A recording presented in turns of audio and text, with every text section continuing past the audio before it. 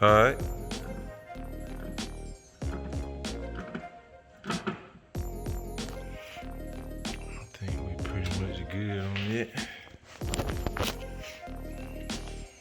How it feel to you?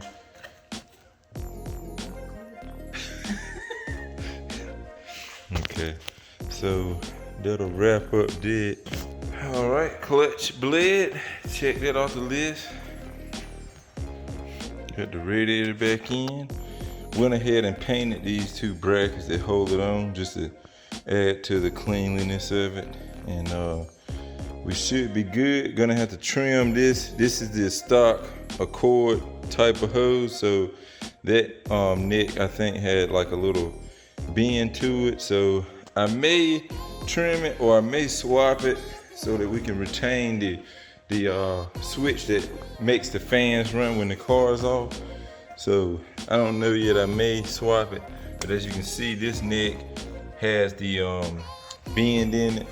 So I don't know, I might just swap it just so we can retain this little switch right here, which would, I want to say the main thing that does is when you, for some reason on the CB7s, when you cut the car off, if the car is if it's up to operating temperature or stuff, or like if it's hot, the fans will actually stay on even after you cut the car off until the car cools down. So I always thought that was pretty cool. I don't think any other Accord does it but the CB7. So yeah, that's pretty cool. So I may just swap that out and try to retain it, but I don't know.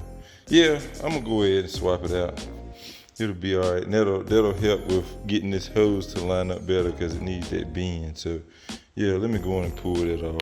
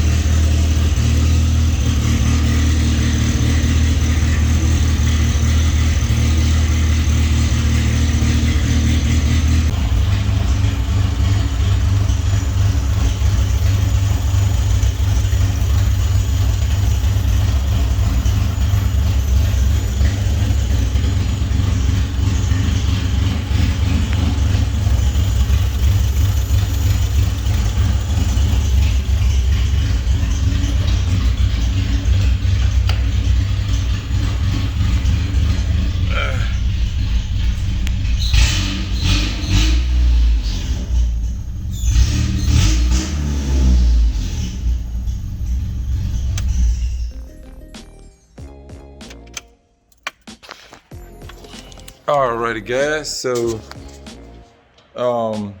what I've been doing, as you see in the last couple clips, I've been really bleeding this car, making sure I get all the air pockets out, because for some reason, and I'm leaning towards it being the actual cluster itself, but I can't get this temp gauge to like show the correct readings. But before y'all go to saying stuff, it is cycling through the heat cycles like it should. The coolant fans come on like normal. There's no issues with it. It's just the temp gauge goes straight from cold slam past hot time you you know, turn the car on. So I did go by and get a brand new sending unit as well as a brand new coolant temp sensor, and the computer, everything to the computer is reading properly. So that just leads me to believe that it could probably most likely be the actual cluster itself. And I did do a little bit of research, and they do say that it can happen. So probably gonna be making a junkyard run soon and try to find me another manual cluster to hopefully resolve that issue. But that should not hinder us from doing a first start, as well as soon as James getting available, getting it tuned, because he should be able to see the right readings. This shouldn't be displaying what he sees on his computer. I finally got the alternator situated. I got the belt on, and throttle cable is now situated. Got a little simple bracket made out of some metal for that, so that's good to go. Everything is pretty much 90% good to go. So I got this side unstuck. So on this side I ended up needing a brand new bracket for the caliper. It was completely seized up, so I got that, got the little pins all lubed up, good to go. And so now this side actually has, you know, free rotating brakes, so that's a plus. Everything else is looking really good.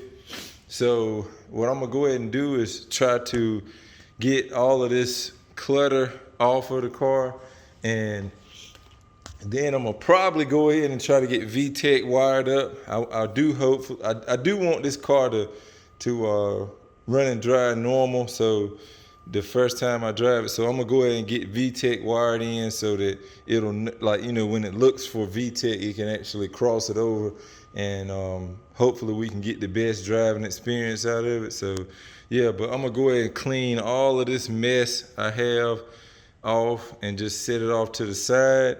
And yeah, look at this mess, guys. But as soon as we get this thing buttoned up 100%, I'm gonna go through and clean everything out of the shop that I don't or might not need, and, you know, get it back to the tidiness that I enjoy. But when we do projects like this, guys, it always just ends up being a mess, and we end up with a bunch of stuff just laying around. So got to get all of that cleaned up, but it's not the biggest issue in the world.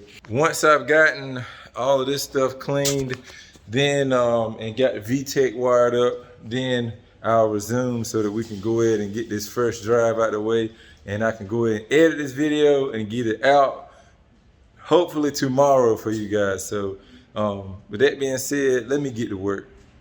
All right, guys, so inside the car here, and I've got the computer out of the Civic hooked up, and just wanted to show you real quick this little pin I took out of another plug here, and I pinned it to straight to A4, which is the 4th pin.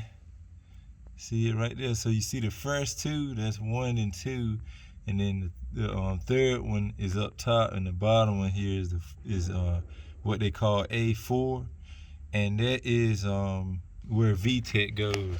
Now, if you're running a chipped ECU like I am, you don't need the pressure switch. All you need is the VTEC. So I've gotten that all wired up. That's looking beautiful. And now all I got to do is come back under the hood and just splice into my VTEC plug, and I'll be done.